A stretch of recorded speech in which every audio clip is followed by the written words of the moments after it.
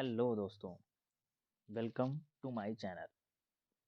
तो आइए मैं स्वागत करता हूं आप सभी का अपने यूट्यूब चैनल मैथ सॉल्यूशन पर। तो आइए पहला क्वेश्चन है, निम्न में से कौन सा पदार्थ लेंस बनाने के लिए प्रयुक्त नहीं किया जा सकता है। तो आपके लिए क्वेश्चन भी दिया है, ऑप्शन दिया है।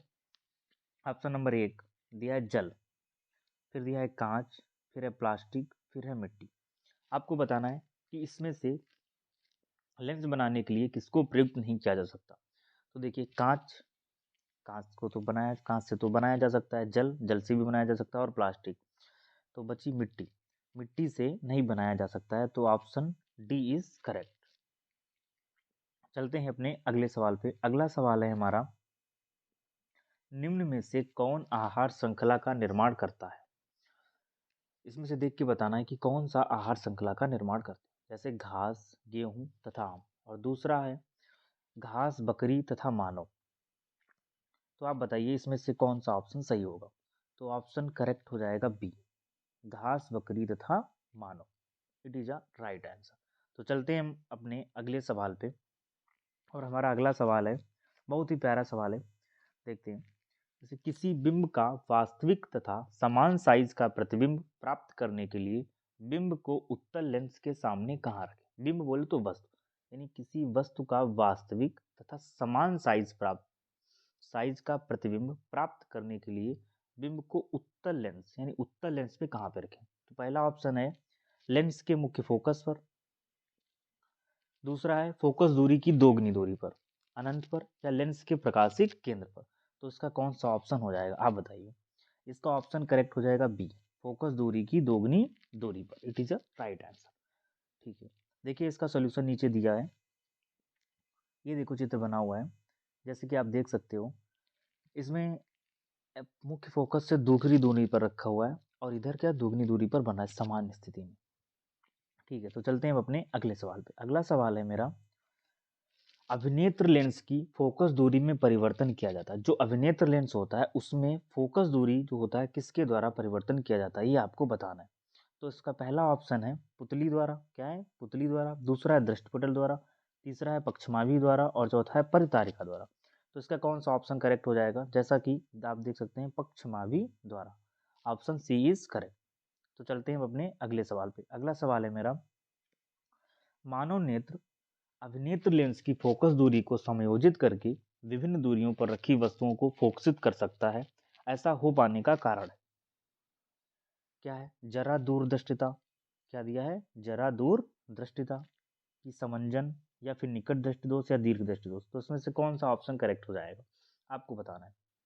तो इसका करेक्ट ऑप्शन है क्या है, समंजन क्षमता। क्या होता है, समंजन क्षमता।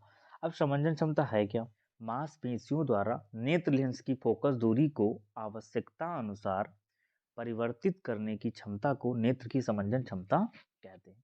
तो चलते हैं अगले सवाल पे। अगला सवाल है हमारा, किसी शब्दकोश में पाए गए छोटे अक्षरों को पढ़ते समय आप निम्न में से कौन सा लेंस पसंद करेंगे।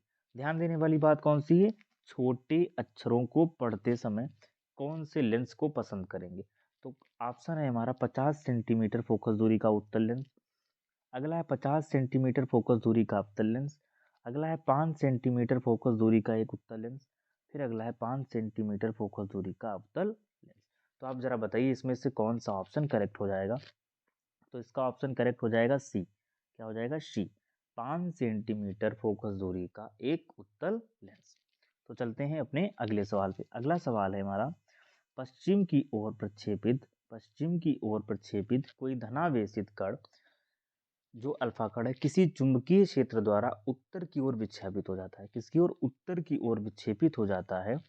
तो आपको बताना है चुंबकीय क्षेत्र की दिशा क्या है, चुंबकीय क्षेत्र की दिशा क्या है। क्या है, पहला ऑप्शन है दक्षिण की ओर, क्या है दक्षिण की ओर, अगला है पूर्व की ओर, फिर अगला है अधोमुखी द्वारा, और उसके बाद में है ऊपरमुखी द्वारा। तो आपको बताना है इसमें कौन सा ऑप्शन सही हो जाएगा। तो option D is correct, option D is correct, option D is correct. ये हो जाएगा ऊपर मुखी द्वारा। तो चलते हैं अपने अगले सवाल पे। अगला क्वेश्चन है हमारा, मैग्नीशियम धातु का वायु में जलना एक उदाहरण है। मैग्नीशियम धातु का वायु में जलना एक उदाहरण है किसका? भौतिक परिवर्तन का, रासायनिक परिवर्तन का, या फिर ऊष्मागतिकी का, या इनमें से कोई? बताइए। भौतिक परिवर्तन, रासायनिक परिवर्तन या ऊष्मागतिकी? तो ऑप्शन करेक्ट हो जाएगा हमारा रासायनिक परिवर्तन, रासायनिक परिवर्तन का। इट इज राइट आंसर, रासायनिक परिवर्तन। चलते हैं हम अपने अगले सवाल पे। अगला क्वेश्चन है हमारा, जल को जीवाणु रहित बनाने के लिए उपयोगी पदार्थ, तो जल है उसको जीवाणु रहित बनाने के लिए उपयोगी पदार्थ कौन सा है, ये आपको बताना है। तो देखिए ऑप्शन दिया हुआ है हमको, एक है धावन सोडा, अगला है बेकिंग सोडा, अगला है फिटकरी, फिर है विरंजक चूर्ण। क्या है भाई? विरंजक चूर्ण। तो आपको बताना है इसमें से कौन सा ऑप्शन हो जाएगा। तो इसका करेक्ट ऑप्शन क्या है? आप सभी लोग जानते हैं, आसान सा क्वेश्चन है, विरंजक चूर्ण। विरंजक चूर्ण को ही ब्लीचिंग पाउडर कहते हैं, जिसको कैल्शियम हाइपोक्लोराइड CaOCl2 रासायनिक सूत्र होता है। तो चलते हैं अपने अगले सवाल पे। निम्नलिखित में से कौन सी धातु अम्ल से हाइड्रोजन विस्थापित नहीं करती? आपको बताना है कि कौन सी धातु अम्ल से हाइड्रोजन विस्थापित नहीं करती है। मैग्नीशियम, आयरन, कॉपर या फिर जिंक। तो आप बताइए इसमें कौन सा विस्थापित नहीं करती है। तो इसका करेक्ट ऑप्शन क्या हो जाएगा? कॉपर। क्या हो जाएगा? कॉपर। कॉपर जो है अम्ल से हाइड्रोजन विस्थापित नहीं करती है। It is a right answer. चलते हैं अपने अगले सवाल पे। अगला सवाल है हमारा, C2H6, C2H6 का IUPAC नाम क्या है? अब देखिए C2H6 का IUPAC नाम पूछ रहा है आपसे, तो आपको बताना है, पहला ऑप्शन है मेथेन, फिर अगला है एथेन, फिर एथाइन और फिर एथिलीन। तो आप बताइए इसमें से कौन सा ऑप्शन हो जाएगा। तो इसका करेक्ट ऑप्शन क्या हो जाएगा? एथेन। क्या हो जाएगा? Ethane. Ethane is a right answer. चलते हैं हम अपने अगले क्वेश्चन पर, और अगला क्वेश्चन है हमारा, क्षार धातुएं। क्या क्षार धातुएं हैं? बेरिलियम, मैग्नीशियम, कैल्शियम, इसमें से ऑप्शन आपको देख के बताना है। क्षार धातुएं कौन सी होती है? तो प्रथम वर्ग के जो तत्व होते हैं उनको क्या बोलते हैं? क्षार धातुएं।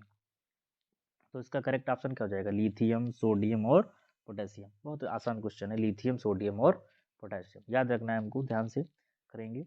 अगला क्वेश्चन है हमारा, देखिए बहुत ही प्यारा क्वेश्चन दिया है, आयरन क्लोराइड में जल तथा एक इसमें जो ऑप्शन दिया है वो वाई की जगह आपको मिलाना है और बनाना क्या है? आयरन क्लोराइड के साथ में सल्फ्यूरिक अम्ल और साथ में हाइड्रोक्लोरिक अम्ल बनता है।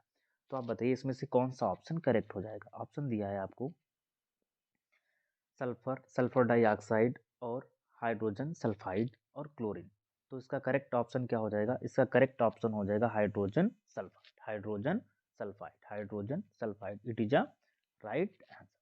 तो चलते हैं अपने अगले क्वेश्चन पर, और अगला सवाल है बहुत ही बढ़िया, 1 बिलियन में हाइड्रोजन आयन H+ आयन का सांद्रण 1 × 10⁻⁷ मोल लीटर है, मोल प्रति लीटर है। विलियन का पीएच मान क्या होगा? देखिए ऐसे बहुत से क्वेश्चन हमको एक दो क्वेश्चन देखने को मिलते हैं और बहुत ही आसान क्वेश्चन है। तो इसका फार्मूला देखिए मैंने लिखा है कि इसका फार्मूला क्या होता है। इसका फार्मूला होता है, देखिए आपको दिया है H+ आयन का सांद्रण, H+ आयन का सांद्रण। तो चलते हैं, देखिए दिया है क्या, H+ आयन का सांद्रण कितना दिया? 1 × 10⁻⁷ मोल प्रति लीटर।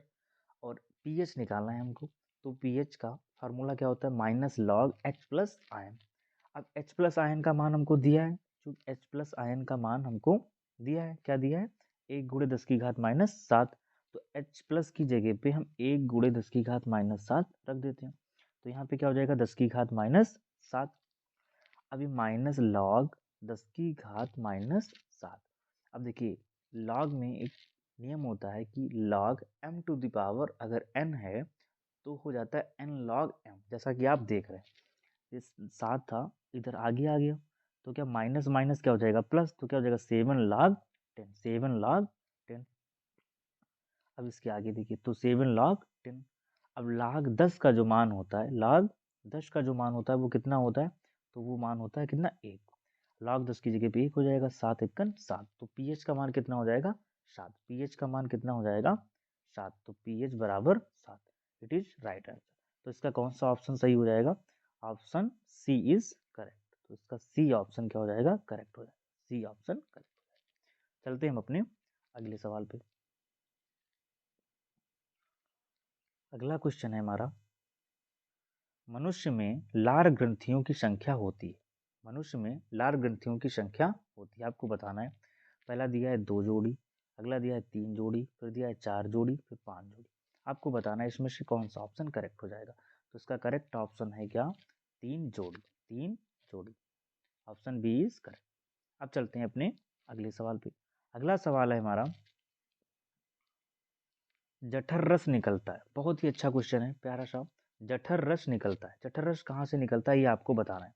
ऑप्शन दिया है अग्नाशय भित्ति से, क्षुद्रांत्र भित्ति से, अमाशय भित्ति से, या फिर यकृत भित्ति से। तो आप इसमें से बताइए कौन सा ऑप्शन करेक्ट होगा आपके हिसाब से। तो इसका करेक्ट ऑप्शन हो जाएगा अमाशय भित्ति से, अमाशय भित्ति से। It is a right answer.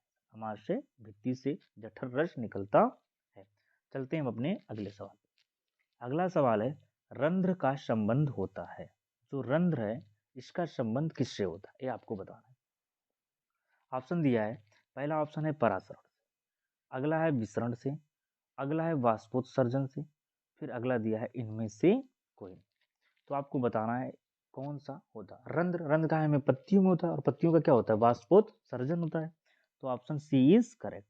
C option क्या हो जाएगा, करेक्ट हो जाएगा। इसका ऑप्शन सी, वाष्पोत्सर्जन से रंध्र का संबंध। चलते हैं अपने अगले सवाल पे। और अगला क्वेश्चन है हमारा,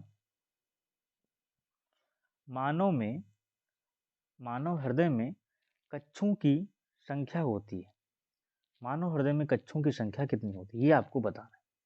तो ऑप्शन दिया है 1, 2, 3, 4। तो इसका करेक्ट ऑप्शन क्या हो जाएगा ये आपको बताना है। तो मानव में क्या 2 अलिंद और 2 निलय होते हैं, तो 2 और 2 कितने हो जाएंगे, 4। 2 और 2 कितने हो जाएंगे, 4। It is right answer. क्या हो जाएगा, 4। Option D correct. अगर चैनल पे नए हो तो सब्सक्राइब कर लीजिए, और अगर अच्छा लग रहा है तो वीडियो को लाइक कर दीजिए। ठीक, चलते हैं अपने अगले सवाल पे। अगला क्वेश्चन है हमारा, मनुष्य में मुख्य उत्सर्जी अंग क्या है। तो आपको बताना है मुख्य उत्सर्जी, क्या पूछा है उसने, मुख्य उत्सर्जी, मुख्य उत्सर्जी। अच्छा देखिए, इसमें अतिरिक्त उत्सर्जी भी हैं। अब आपको बताना है मुख्य उत्सर्जी अंग क्या है। जैसे आप सभी लोग जानते हैं क्या है, आप पहला ऑप्शन है वृक्क, अगला है फेफड़े, फिर त्वचा, या फिर यकृत, या फिर यकृत। तो आपको बताना है। तो इसका करेक्ट ऑप्शन, मुख्य उत्सर्जी पूछेगा तो क्या हो जाएगा, वृक्क। क्या हो जाएगा, वृक्क। वृक्क क्या है, मुख्य उत्सर्जी अंग है। ये राइट है। चलते हैं अपने अगले क्वेश्चन पे। और अगला सवाल है हमारा, अगला और लास्ट क्वेश्चन, किस हार्मोन की कमी से मधुमेह रोग हो जाता है, किस हार्मोन की कमी से मधुमेह रोग हो जाता है। तो इसका करेक्ट ऑप्शन क्या हो जाएगा, इंसुलिन। क्या हो जाएगा, insulin. Insulin is a right answer. देखिए, इंसुलिन क्या है, सही जवाब।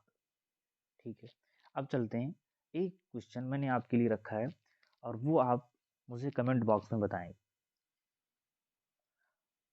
हमारा क्वेश्चन है, मादा लिंग हार्मोन कहलाता है, मादा लिंग हार्मोन कहलाता है, क्या कहलाता है, एंड्रोजन, इंसुलिन, या एस्ट्रोजन, या फिर इनमें से कोई नहीं। इसको आपको हमको कमेंट में बताना है कि इसका सही जवाब क्या है।